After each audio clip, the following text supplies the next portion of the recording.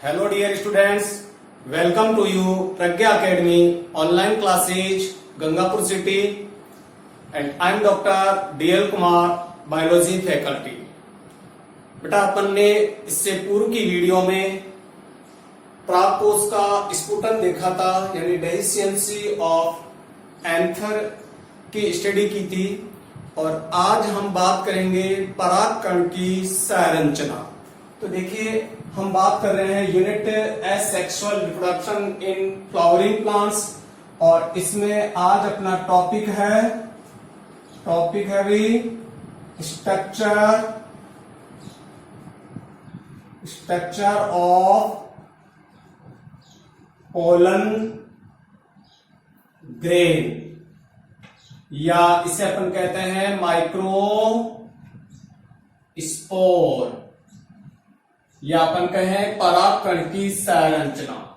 परागकण की संरचना अपना टॉपिक है, इसकी आज अपन बात करेंगे।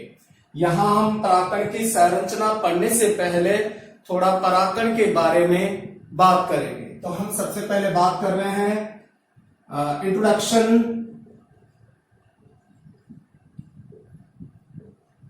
इंट्रोडक्शन, परागकण का परिचय। देखिए बेटा, परागकण जो है वो एक गोलाकार अंडाकार रचना है जिसे हम मेल जो गैमेटोफाइट है, जो नर युग्मोद्भिद है, उसकी प्रथम कोशिका कहते हैं।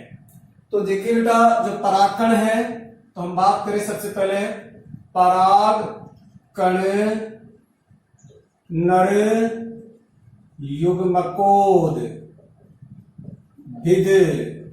की प्रथम सेल है।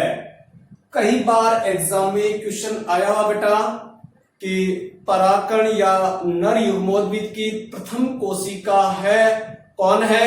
परागकण। ठीक है, हम इसे परागकण को क्या कह सकते बेटा? एक इमेच्योर, अपरिपक्व क्या कह सकते हैं? नर युग्मोद्भिद भी कह सकते हैं। तो परागकण एक परागकण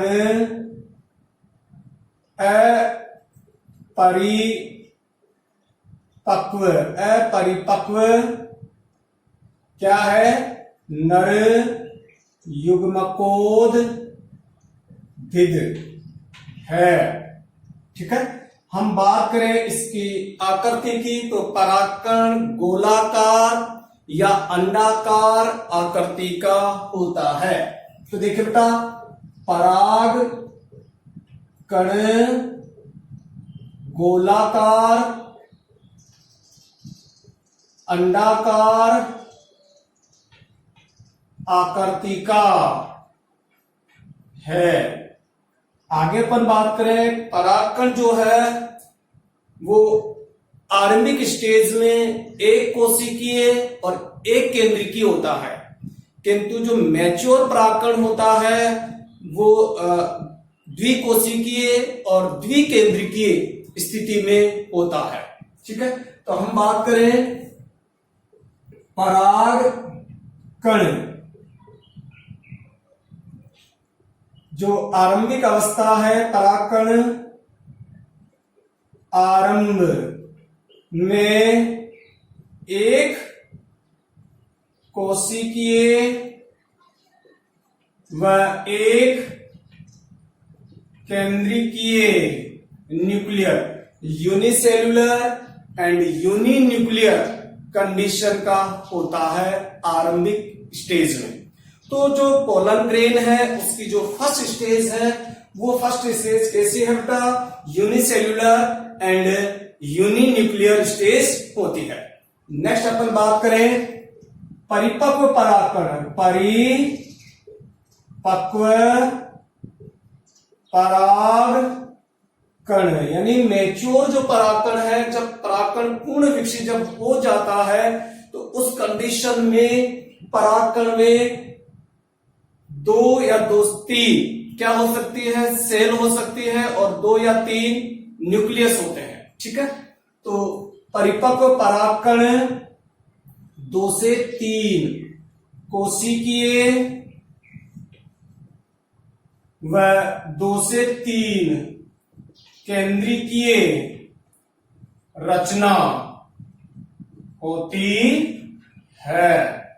नेक्स्ट अपन बात करें बेटा, अधिकांश जो पादप होते हैं, अधिकांश जो प्लांट्स होते हैं उनमें यानी लगभग 60% प्लांट्स में जो पोलन ग्रेन है वो बाइन्यूक्लियर और बाइसेल्यूलर कंडीशन में होते हैं।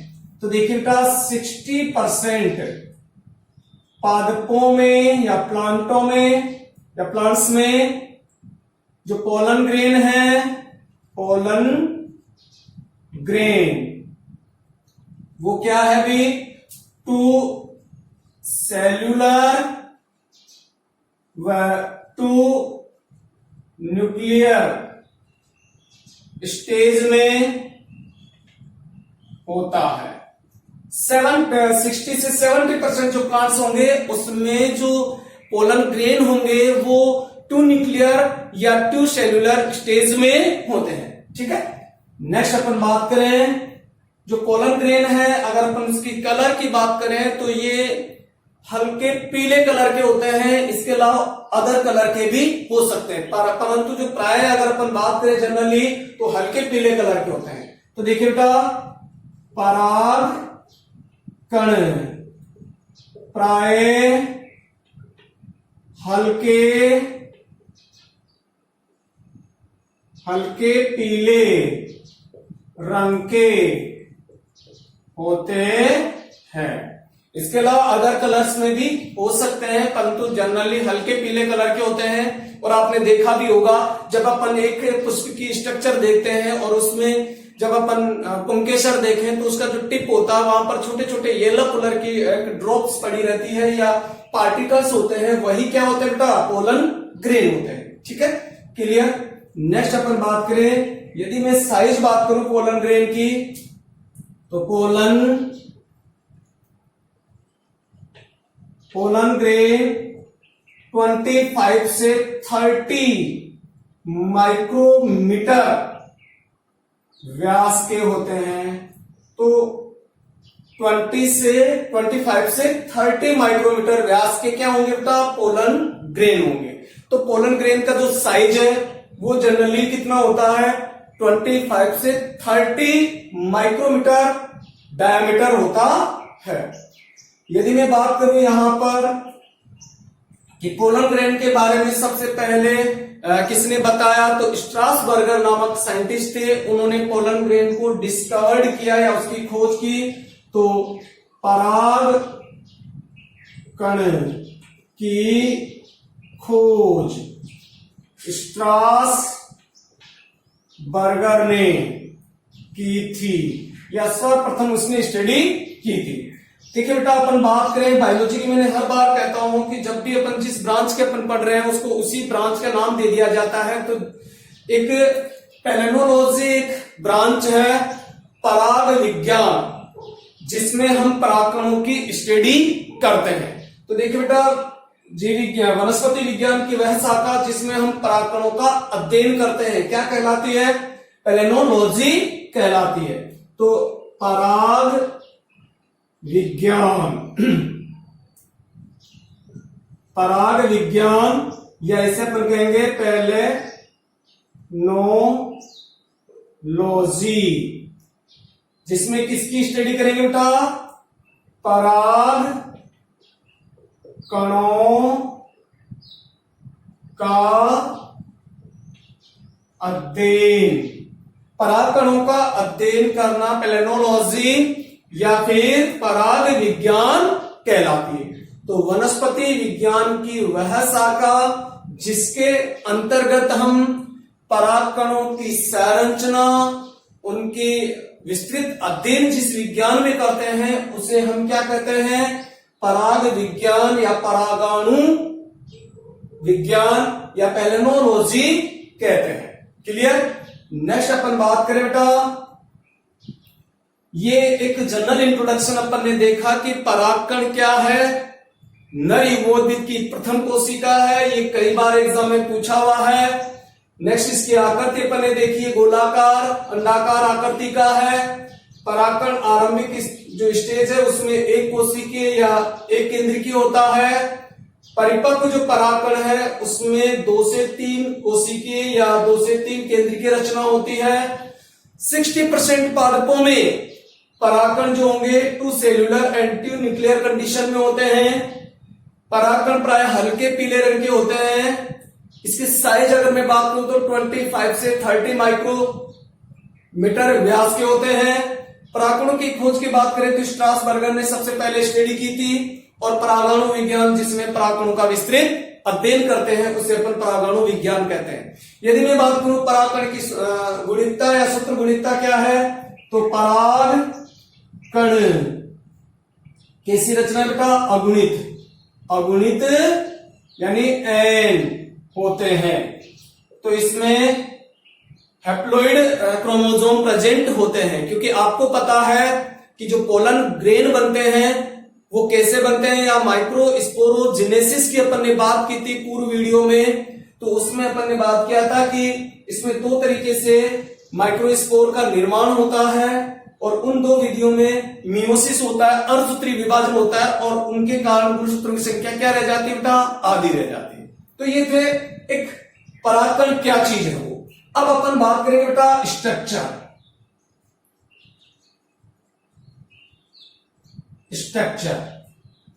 पोलन ग्रेन की संरचना अपन बात कर रहे हैं बेटा।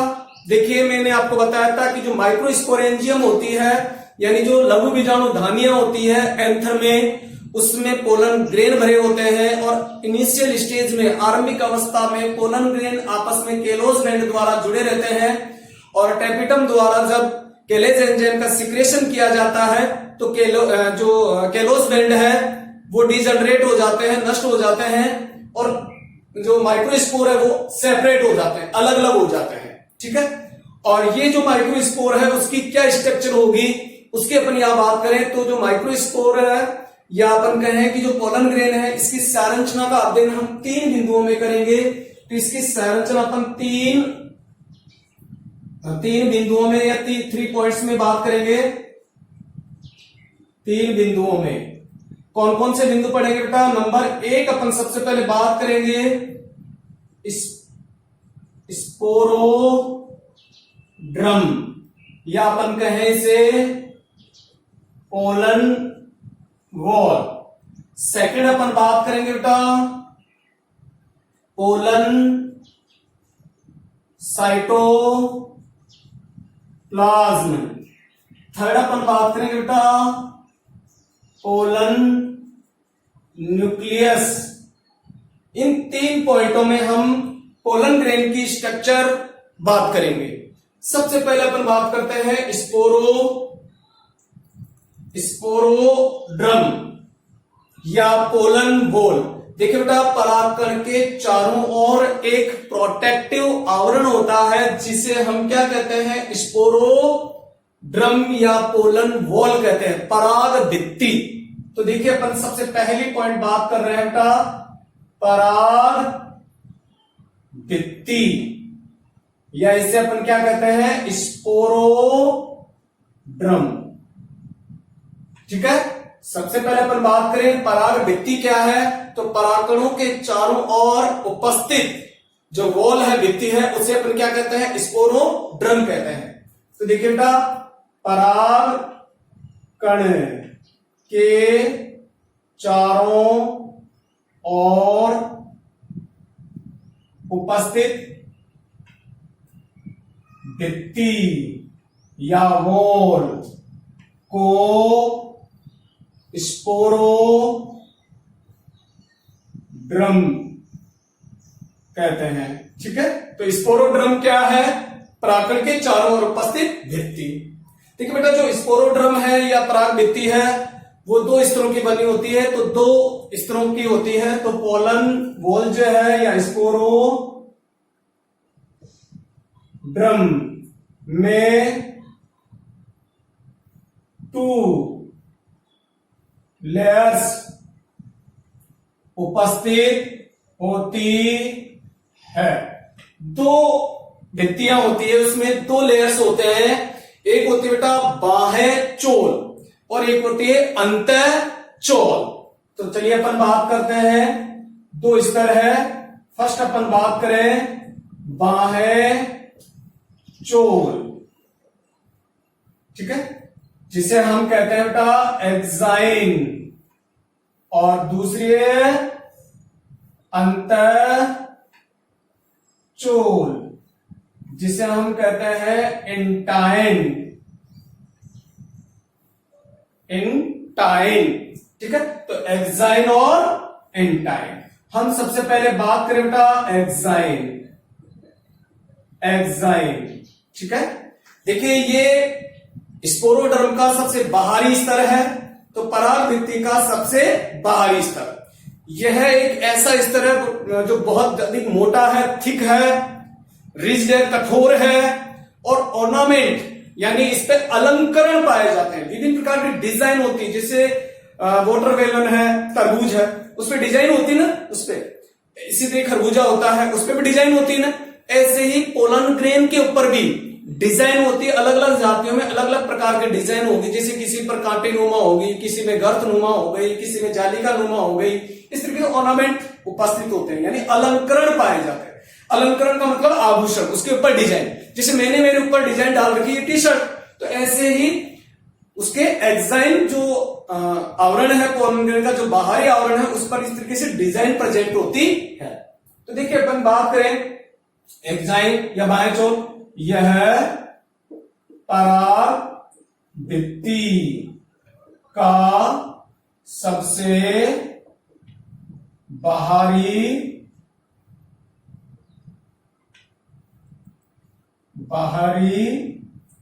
आवरण है। तो बाहरी आवरण हो गया, ठीक है। सेकेंड अपन बात करें तो ये सबसे बाहरी आवरण है परागकण भित्ति का। ये अपन बात करें तो यह है कठोर, मोटा व अलंकरण युक्त होता है।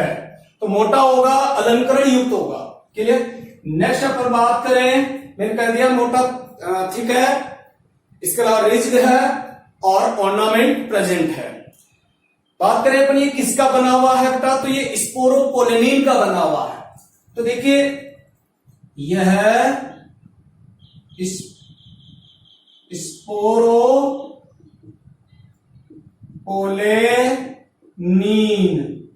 रसायन का बना होता है। तो बाहरी स्तर किसका बना बेटा, स्पोरोपोलेनिन। और देखिए मैंने स्पोरोपोलेनिन, जब भी मैंने एंथर की स्ट्रक्चर बात की थी, तो वहां पर भी मैंने स्पोरोपोलेनिन को क्लियर किया था। स्पोरोपोलेनिन एक इस तरीके का एक बायोमोलिक्यूल्स है, एक इस तरीके का क्या है बेटा, एक जैव अणु है जो जल्दी नष्ट नहीं होता, नॉन डिग्रेडेबल है। इस पर एंजाइम्स का, टेम्परेचर का, एसिडिटी का कोई फर्क नहीं पड़ता। और अगर मैं कहूं कि प्लांट जगत का सबसे कठोर अगर पदार्थ मैं कहूं तो स्पोरोपोलेनिन है, और जंतु जगत का ये मैं कहूं तो सबसे कठोर पदार्थ इनेमल है। इनेमल अपने दांतों पर है और स्पोरोपोलेनिन परागकण के बाह्य चोल पर है। तो ये जीवाणुओं से यानी जैविक भौतिक अपघटन इसका नहीं होता है। इसी कारण से परागकण लंबे समय तक जीवाश्म रूप में सुरक्षित रह सकते हैं। तो देखिए अपन बात करें स्पोरोपोलेनिन, यह एक जैव अणु या जैव अणु या एक ऐसा मोलिक्यूल पॉलीमर है, बायोपॉलीमर है। यह एक जैव अणु है जो अत्यधिक प्रतिरोधी होता है। अत्यधिक प्रतिरोधी पदार्थ होता है, उनसे बना होता है। हम यदि जाने कि ये स्पोरोपोलेनिन किससे बना होता है, तो जो कैरोटीनॉइड्स होते हैं उसके ऑक्सीडेशन से स्पोरोपोलेनिन का फॉर्मेशन होता है। और स्पोरोपोलेनिन जो है वो देखो प्रो यूबिस काय होते हैं और यूबिस काय होते हैं। जो मैंने आपको एंथर के स्ट्रक्चर में बताया था, तो यूबिस काय जो है उनके साथ मिलकर एंजाइम का फॉर्मेशन करते हैं। तो देखिए बेटा, अपन बात करें स्पोरोपोलेनिन जो है, इसका निर्माण जो होता है वो कैरोटीनोइड्स के ऑक्सीकरण, कैरोटीनोइड्स के ऑक्सीकरण से क्या बनता है बेटा, स्पोरोपोलेनिन बनता है। और देखिए मैं आपको बता दूं, याद दिला दूं मैं आपको, तो देखिए बेटा प्रोयूबिस काई ये किसमें बदलते हैं बेटा, यूबिस काई में, ठीक है, यूबिस काई में बदलते हैं ये। और यूबिस काई प्लस स्पोरोपोलेनिन मिलकर क्या बनाते हैं बेटा, एग्जाइम बनाते हैं। एग्जाइम किसका, एग्जाइम पोलन ग्रेन का। तो ये बहुत अत्यधिक, जो मतलब मैं कहूं कि एग्जाइम किसका बना बेटा, स्पोरोपोलेनिन, जो एक अत्यधिक क्या है, कठोर पदार्थ है। तो देखिए मैं बात करूं पादप जगत का सर्वाधिक कठोर पदार्थ क्या है बेटा, स्पोरोपोलेनिन। तो स्पोरोपोलेनिन पादप जगत का सर्वाधिक क्या है, कठोर पदार्थ है। नेक्स्ट अपन बात करें, स्पोरोपोलेनिन का जैविक, भौतिक और रासायनिक अपघटन नहीं होता है। तो देखिए बेटा, स्पोरोपोलेनिन का जैविक, भौतिक व रासायनिक अपघटन नहीं होता। इसी कारण से ये लंबे समय तक क्या रहेंगे, सुरक्षित रहेंगे। तो परागकण अर्थ में लंबे समय तक सुरक्षित रहते हैं। तो नेक्स्ट अपन बात करें, देखिए बेटा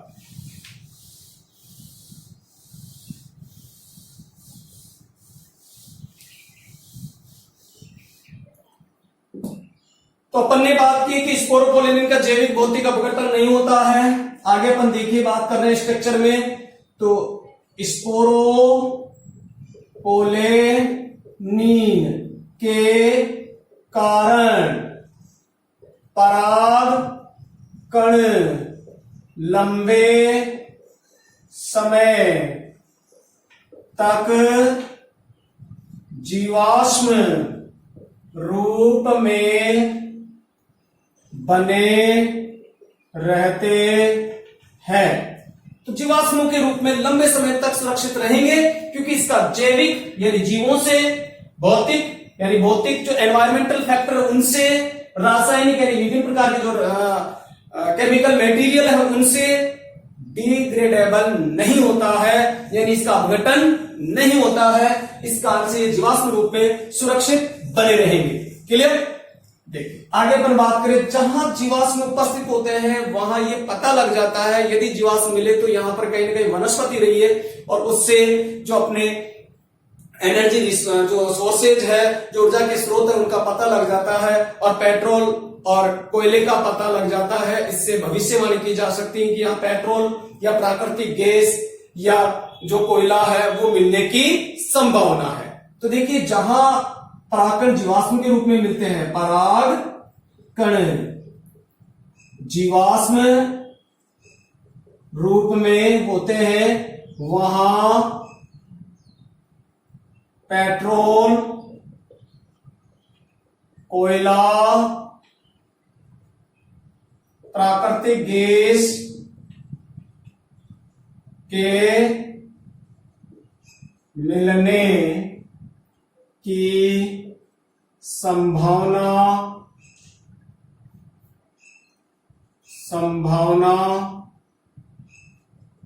रहती है। तो इसके मिलने की बहुत अत्यधिक संभावना, प्रोबेबिलिटी बढ़ जाती है कि पेट्रोल और केरोसिन मिल जो कोयला है, गैस है, ये मिल सकती है। और ये कई बार एग्जाम में क्वेश्चन पूछा हुआ था कि पोलन ग्रेन जहां मिल रहे हैं वहां पर किस तरीके की संभावना व्यक्त की जा सकती है, या पेट्रोल कोयला प्राकृतिक गैस मिलने के पूर्व में पहले क्या मिलते हैं, तो वहां पोलन ग्रेन भी जीवाश्म के रूप में मिल जाते हैं। ठीक है, तो ये था अपना एग्जाइन। तो पोलन ग्रेन का जो एग्जाइन है वो अपन ने देखा कि ये अत्यधिक कठोर दिखती है और ये स्पोरोपोलेनिन की बनी होती है, और स्पोरोपोलेनिन का भौतिक जैविक रासायनिक अपघटन नहीं होता है, इस कारण से परागकण जीवाश्म रूप में संरक्षित रहते हैं। ये भी कई बार एग्जाम में क्वेश्चन पूछा हुआ कि परागकण जीवाश्म के रूप में मिलते हैं, क्यों, किस कारण से, तो वो स्पोरोपोलेनिन के कारण। क्लियर। नेक्स्ट अपन बात करें बेटा जो एंटाइन लेयर है उसकी अपन बात करेंगे। इससे पहले मैं आपको एक स्ट्रक्चर बनाता हूं, इसकी तो रफली डायग्राम बनाता हूं, जिससे अपने ये सारी चीजें समझ में आ जाएगी, अपने एग्जाइन जो कवर है वो अपने समझ में आ जाएगा। देखिए बेटा, ये मैं बात कर रहा हूं, ये पोलन ग्रेन है जिसके अपन एक स्ट्रक्चर बना रहे हैं। ये जो अपनी है एक अत्यधिक पतले स्तर के रूप में है, जो इनर लेयर के रूप में मैं बना रहा हूं, यानी एंटाइन के रूप में है। ये इनर लेयर है, और जो मैं एग्जाइन बना रहा हूं वो इस तरीके से एग्जाइन बना रहा हूं। ये एग्जाइन है, ये एक पोलन ग्रेन है। अभी मैं इसमें आगे आपको क्लियर कर दूंगा। तो ये हो गई अपनी एग्जाइन। ये जो आपको दिख रही है ये सारी क्या है बेटा, ये जो मोटी लेयर के रूप में दिख रही है जिसमें अलंकरण डिजाइन है, डिजाइन कैसी है, एक कंटकनुमा डिजाइन आपको दिख रही है, तो अलंकरण युक्त स्ट्रक्चर अपने को दिख रही है। ये सारा क्या है बेटा, ये सारी एग्जाइन लेयर है, और जो आपको ये जो लेयर दिख रही है ये कौन सी है, एंटाइन लेयर है। ठीक है, थोड़ा सा मैं और एग्जाइन में क्लियर करूं, थोड़ा सा अपन एक दो टॉपिक इस यहां पर एक चीज और अपन क्लियर कर दें। देखिए कुछ स्थान ऐसे होते हैं इसमें जहां पर एग्जाइन लेयर एब्सेंट रहती है, उन स्तरों को अपन जनन पोर कहते हैं या जर्मिनल पोर कहते हैं, जनन छिद्र कहते हैं। तो देखिए बेटा, वह स्थान जहां एग्जाइन एब्सेंट हो उन्हें जनन छिद्र या ऐसे अपन कहें जर्मिनल पोर कहा जाता है। तो जर्मिनल पोर जहां पर क्या हो बेटा, एग्जाइन एब्सेंट हो, क्योंकि पोलन ग्रेन भी तो जर्मिनेट होंगे, पोलन ट्यूब निकलेगी, जो इसमें गैमेट बनेंगे, वो गैमेट किससे जाकर फर्टिलाइज करेंगे एक सेल को, तो उनका जर्मिनेट होना जरूरी है। और ये इतना स्ट्रोंग है तो इसको छील के निकल नहीं सकता, तो वहां पर एक या दो स्थान ऐसे होते हैं जहां पर जो एग्जाइन है वो क्या रहती है, एब्सेंट रहती है। ठीक है, अब देखिए बेटा इस एग्जाइन में उपस्थित जो ये ऐसे कितने स्थान मिलेंगे इसके आधार पर, यानी जनन छिद्रों की संख्या के आधार पर। तो देखिए बेटा, जनन छिद्रों की संख्या के आधार पर, जनन छिद्रों की संख्या के आधार पर पोलन ग्रेन की जो निर्धारण किया गया वो अपन बात करेंगे पराग कणों के प्रकार हम बात करें। देखो बेटा, पहला अगर मैं टाइप बात करूं तो है मोनोकॉलपेट,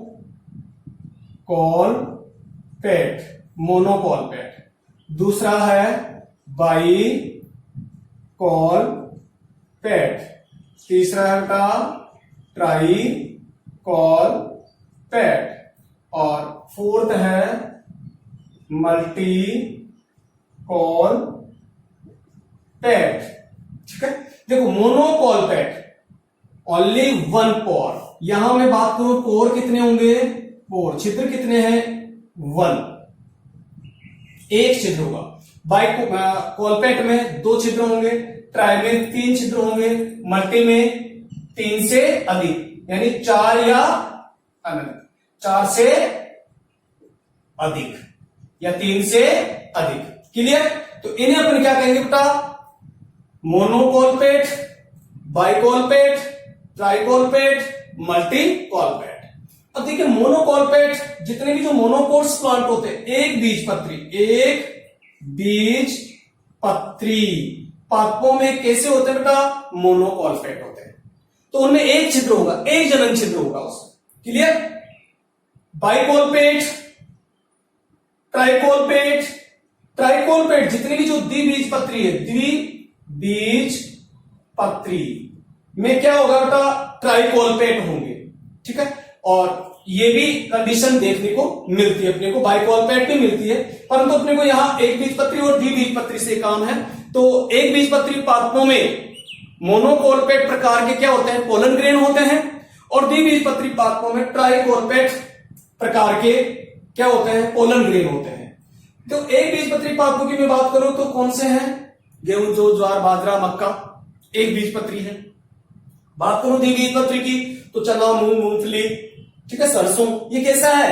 ट्राइकॉर्पेट है। तो सॉरी द्विबीजपत्री है, और इनमें कैसे पोलन ग्रेन होंगे? ट्राइकॉर्पेट। क्लियर? अब देखो मैं इसमें आपको जनन छिद्र बता दूं। मैं जनन छिद्र जैसे ये एब्सेंट रहेगा, तो ये कवर मैंने यहां एब्सेंट कर दिया, और ये कवर यहां पर हो गया। अब ये एक जनन छिद्र बन गया। अब ये कौन सा पोलन ग्रेन हो गया बेटा? मोनोकॉर्पेट प्रकार का हो गया। क्लियर? मोनोकॉर्पेट। अब मैं इसमें यहां एक जनन छिद्र और बना देता हूं। ये मैंने जनन छिद्र बना दिया, यहां पर भी ये एंजाइम नहीं है। अब कौन से हो गया बेटा? ये बाइकॉर्पेट हो गया। क्लियर? अब मैं एक और जनन छिद्र इसमें बना दूं, ये कौन सा हो गया बेटा? ट्राइकॉर्पेट हो गया। तो ये ट्राइकॉर्पेट। क्लियर? इस तरीके से जो जर्मिनल जो पोर है उनकी उपस्थिति के आधार पर, उनकी संख्या के आधार पर पोलन ग्रेन को क्लासिफाइड किया गया है। तो ये हो गया अपना ट्राइकॉर्पेट, यानी द्विबीजपत्री जो पादप है, जो डाइकोट्स जो प्लांट्स हैं, उनमें इस तरीके का पोलन ग्रेन होता है। अब मैं बात कर रहा हूं बेटा, ये हो गया अपने एंजाइम। अब मैं बात करूं एंटाइन की। ठीक है, एंटाइन लेयर की अपन बात कर रहे हैं यहां पर। तो देखिए बेटा, अपन एंटाइन की बात करें, एंटाइन, देखो बेटा ये एंटाइन जो लेयर है ये आंतरिक स्तर है। तो पोलन ग्रेन जो पोलन देती है उसकी आंतरिक स्तर है, तो अपन कहें स्पोरोडर्म का आंतरिक स्तर। ठीक है, स्पोरोडर्म का आंतरिक स्तर होगा। दूसरी अपन बात करें, यह है अत्यधिक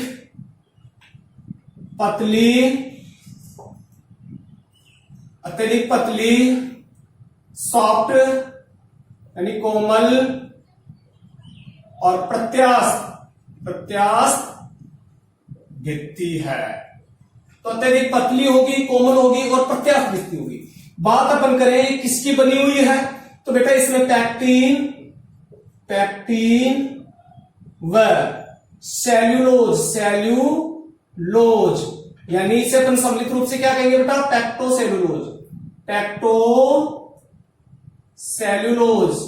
सेल्यूलोज की बनी होती है। तो किसकी बनी है बेटा? पैक्टोसेल्यूलोज की बनी। तो ये जो आपको आंतरिक स्तर दिख रहा है, ये किसका बना बेटा? पैक्टोसेल्यूलोज का। पतली लेयर है, कोमल है, प्रत्यास्थ है। और देखिए बेटा, जब पोलन ग्रेन जर्मिनेट होते हैं तो यहां से यही स्तर पोलन ट्यूब के रूप में बाहर मूव होता है, इस तरीके से बाहर मूवी। तो जो पोलन ट्यूब जिससे फॉर्मेट होती है वो किससे होती है बेटा? एंटाइन लेयर से ही होती है। क्लियर? तो ये हो गई अपनी एंटाइन लेयर। ओके, नेक्स्ट अपन बात करें बेटा, मैंने कहा था कि अपन जो पोलन ग्रेन है इसकी संरचना का स्टडी 3 पॉइंट्स में बात करेंगे। जो स्पोरोड्रम अपने कंप्लीट हो गए, स्पोरोड्रम में 2 लेयर्स अपन ने बात की, एक्साइन और एंटाइन। क्लियर? नेक्स्ट अपन बात करें बेटा तो वो था पोलन साइटोप्लाज्म। तो देखिए जो सेकंड पॉइंट था अपना वो है पोलन साइटोप्लाज्म। देखिए बेटा, ये इसके अंदर जो ये भरा हुआ जो स्पेस है इसमें ये पोलन साइटोप्लाज्म प्रेजेंट होता है। ये पोलन साइटोप्लाज्म होगा, और पोलन साइटोप्लाज्म जो होगा उसमें सभी सेल ऑर्गेनेलीज प्रेजेंट होंगे, जितने भी जो सेल ऑर्गेनेलीज होगा। ये जो अत्यधिक एक्टिव और सघन होता है, तो अपन यहां बात करें पराग द्रव्य अत्यधिक सघन व सक्रिय होता है। क्लियर। नेक्स्ट अपन बात करें बेटा, तो जो इसमें साइटोप्लाज्म है, इसमें या पराग द्रव्य में, तो पराग द्रव्य में सभी सक्रिय कोशिकांग उपस्थित होते हैं, प्रेजेंट होंगे। सभी सक्रिय कोशिकांग प्रेजेंट होंगे, यानी माइटोकॉन्ड्रिया, गोल्जी बॉडी, तारकाय नहीं होगा क्योंकि प्लांट सेल है, तो एंडोप्लाज्मिक रेटिकुलम, ये सारे कोशिकांग प्रेजेंट होते हैं। आवश्यक जो भी कोशिकांग होंगी, इसमें एक बड़ी रिक्तिका भी होती है बेटा। तो अनेक छोटी छोटी आरंभिक स्टेज में छोटी छोटी रिक्तिकाएं होती है, बाद में ये मिलकर एक बड़ी रिक्तिका का निर्माण कर लेती है। तो छोटी छोटी रिक्तिकाएं या राजधानियां मिलकर एक बड़ी रिक्तिका बनाती है, वैक्यूल्स होती है। तो एक बड़ी वैक्यूल्स में बना दूं तो ये एक बड़ी वैक्यूल्स इसमें प्रेजेंट होती है। ठीक है, ये हो गया अपना पोलन साइटोप्लाज्म। थर्ड जो लास्ट पॉइंट अपने पोलन ग्रेन की स्ट्रक्चर का, वो है क्या? पोलन न्यूक्लियस या पराग केंद्रक।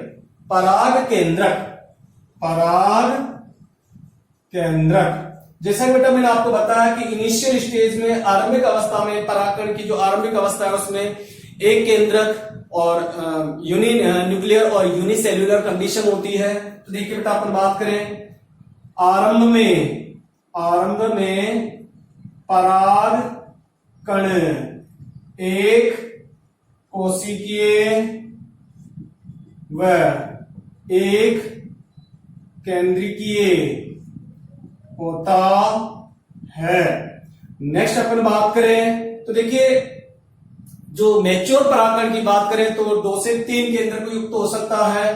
तो परिपक्व पराग कण 2 से 3 केंद्रक व कोशिका युक्त होता है। तो 2 से 3 कोशिका और केंद्रक युक्त होता है। यदि मैं बात करूं तो 60% जो पादप है, जो कि मैंने पूर्व में बताया, उनमें 2 केंद्रक व 2 कोशिकीय क्या होता है बेटा? पराग कण होता है। मैं बात करूं बेटा आपको कि इसमें 2 कोशिकाएं कौन कौन सी है, तो जनन कोशिका और काय कोशिका। ऐसे उसमें जनन कोशिका में जनन केंद्र और काय कोशिका में काय केंद्र। तो एक समय में पहले बताऊं, ये आरंभिक स्टेज और ये इसमें एक केंद्र है। अब इसमें न्यूक्लियर डिवीजन होता है। ठीक है, तो न्यूक्लियर यानी कैरियोकाइनेसिस होता है। कैरियोकाइनेसिस होकर क्या होता है बेटा? कैरियोकाइनेसिस होकर यहां एक स्मॉल न्यूक्लियस बन जाता है और एक बड़ा न्यूक्लियस बन जाता है। अब देखिए, ये जो आपको दिख रहा है, ये बड़ा न्यूक्लियस जो है वेजिटेटिव न्यूक्लियस है, यानी काय केंद्रक है, और ये जो दिख रहा है ये जनन केंद्रक है। अब देखिए क्या होता है, जैसे ये स्टेज होती है तो ये जनन केंद्रक यहाँ इस पोजीशन पे आ जाता है और यहाँ इन दोनों के बीच में भित्ति बन जाती है। तो ये भित्ति बन गई। ये अपन आगे जो डेवलपमेंट पढ़ेंगे, गेमेटोफाइट्स का जो डेवलपमेंट पढ़ेंगे, मेल गेमेटोफाइट का डेवलपमेंट, वहां पर ये बात करेंगे। तो ये 2 सेल बन गई, एक बड़ी सेल जो कौन सी कोशिका हो गई है बेटा? काय कोशिका, और ये एक छोटी कोशिका जो है जनन कोशिका। तो ये कंडीशन अक्सर जो 60 या 70% जो पादप है उनमें इस तरीके की कंडीशन देखने को मिलती है। तो पोलन ग्रेन जो होंगे वो इस कंडीशन में रहेंगे मैच्योर। तो देखिए बेटा, इसमें मैं अगर बात करूं, वापस आपको एक बार रिपीट करूं, तो ये इसमें ये क्या है? एक्साइन है। ये मैं बात करूं तो ये इंटाइन है। ये मैं बात करूं तो ये साइटोप्लाज्म है, साइटोप्लाज्म।